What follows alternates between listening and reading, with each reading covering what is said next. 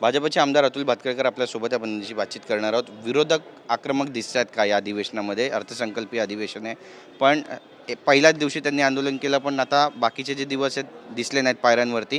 कसं पाहता एकंदरीत? नाही, विरोधी पक्षांमध्ये काही दम आहे असं मला काही वाटत नाही. याचं कारण असं आहे की मुळामध्ये ह्या सरकारच्या विरोधात काही जेन्युइन इश्यूज आहेत अशी स्थितीच नाही आहे. भ्रष्टाचार कोण करत असेल तर त्याच्यावर सरकारच कारवाई करतं आहे. विकासाच्या दृष्टीने सरकार रोज नवीन नवीन प्रकल्प राबवतं आहे, योजना राबवतं आहे. त्यामुळे विरोधी पक्षांकडे ना जेन्युइन मुद्दे आहेत आणि विरोधी पक्षांचं आपापसात कुठे जमतं आहे. कुठे राज्यसभेच्या सीटवरनं त्यांचं एकमत होतं आहे. जाहीर भाषणं आणि विधानं ते त्या ठिकाणी करतायत आणि विरोधी पक्षांमधली निम्मे लोकांचं तर नेत्र लागले पहिलं तिरी अशी प्रकारची अवस्था आहे. त्यांच्यामध्ये स्पर्धा आहे.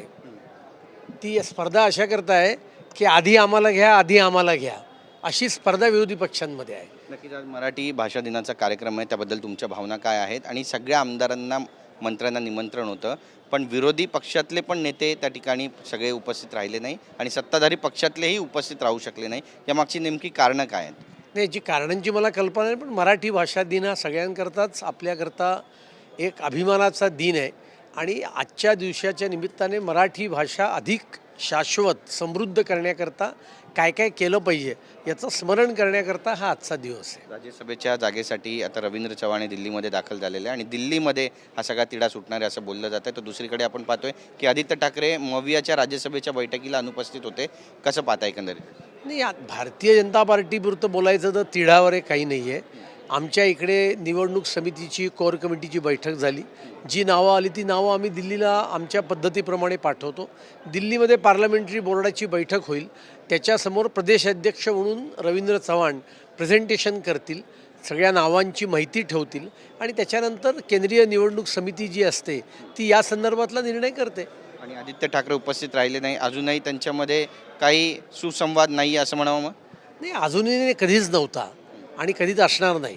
आणि त्याच्यामुळे मी त्या दिवशी आपल्याकडे बोलताना असं म्हटलं की आता मविवाची 7वी जागासुद्धा धोक्यात आलेली आहे अशी परिस्थिती आहे. नक्की. सुनेत्राताई ह्या राष्ट्रवादी काँग्रेस पक्षाच्या राष्ट्रीय अध्यक्ष झालेल्या आहेत.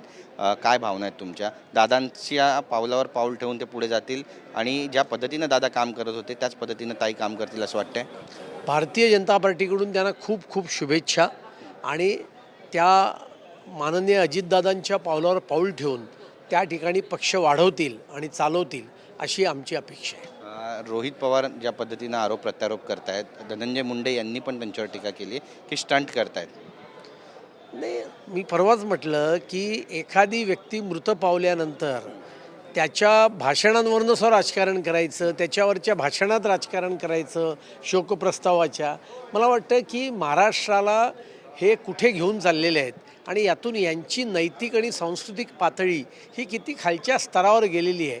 कारण माननीय अजितदादांच्या अपघाताचं सुद्धा राजकारण करून त्याच्यावर आपली पोळी भाजण्याचा हा निंदनीय प्रयत्न आहे. जे मोठे नेते आहेत ते विमानाने चॉपरने प्रवास करत असतात. आता काल शिवसेनेचे जे मंत्री आहेत नेते त्यांनी एकनाथ शिंदे यांना गळ घातली की त्यांनी VSR कंपनीच्या विमानातून प्रवास करू नये. त्यांनी ती मागणी स्वीकारली सुद्धा.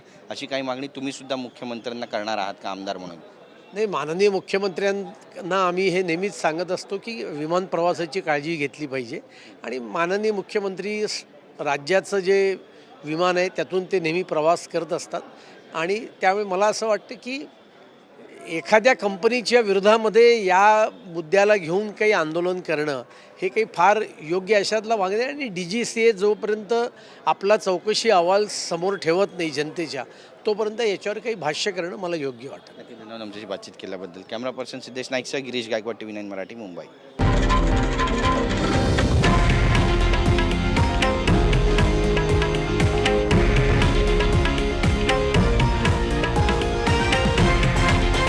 हे आहे देशातील नंबर 1 न्यूज नेटवर्क आणि आपण पाहत आहात TV9 मराठी, एकमेव.